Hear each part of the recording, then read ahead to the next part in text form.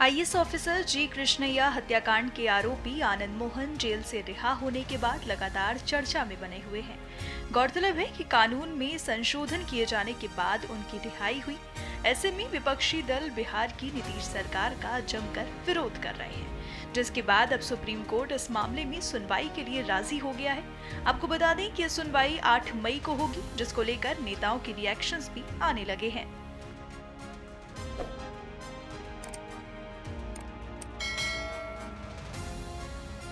अभी तो Patna high court में और सुप्रीम कोर्ट दोनों जगह लोकहित याचिका दाखिल हुई है।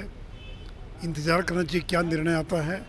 देखिए, कोर्ट का फैसला कुछ भी हो, लेकिन जनता का फैसला आ चुका है और जनता इस पक्ष में नहीं है कि सरकारी कर्मचारियों की जान को खतरे में डालकर अपराधियों को जेल से रिहा किया जाए। और जो हम लोग पर आरोप लगा रहे हैं कि आप लोगों ने मांग किया था, हमने मांग जरूर किया था, लेकिन ये नहीं कहा था कि जेल मैनुअल में संशोधन कर दिया जाए।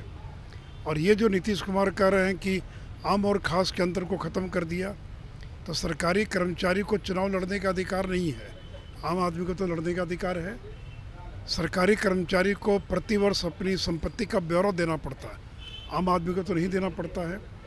सरकारी दफ्तर में अगर घुस कर कोई बाधा पैदा करता सरकारी काम में, तो धारा 353 आईपीसी के तहत उसकी गिरफ्तारी होती है।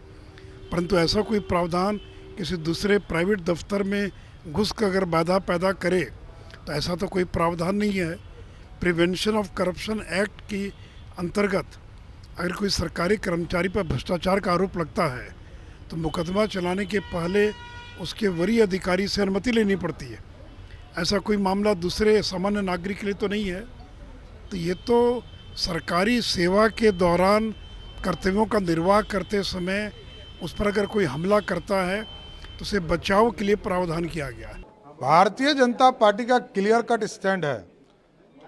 बिहार भारतीय जनता पार्टी या देश भारतीय जनता पार्टी किसी अपराधी का समर्थक नहीं हो सकता।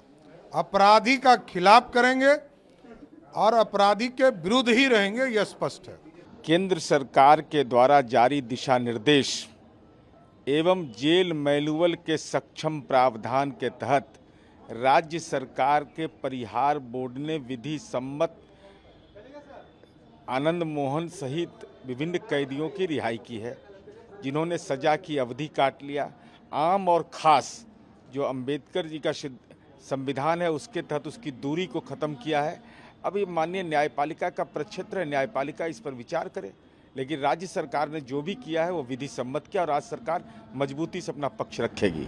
हाई कोर्ट में सुनवाई की बात आ रही थी, लेकिन इसी बीच ये सुप्रीम कोर्ट मामला गया और अब इसको एक्सेप्ट कर दिया गया। ये तो भाई माननीय सर्वोच्च न्यायालय को सुनने का अधिकार प्राप्त है ना, तो ऐसी स्थिति में इसके कोई राजनीतिक अर्थ नहीं है, इसका विधायी अर्थ न्यायिक अर्थ है। और न्यायिक अर्थ में महत्वपूर्ण है कि सरकार भी अपना पक्ष रखेगी और हम लोगों ने जो किया विधि सम्मत, बाकी तो माननीय सर्वोच्च न्यायालय को इस पर विचार करना है।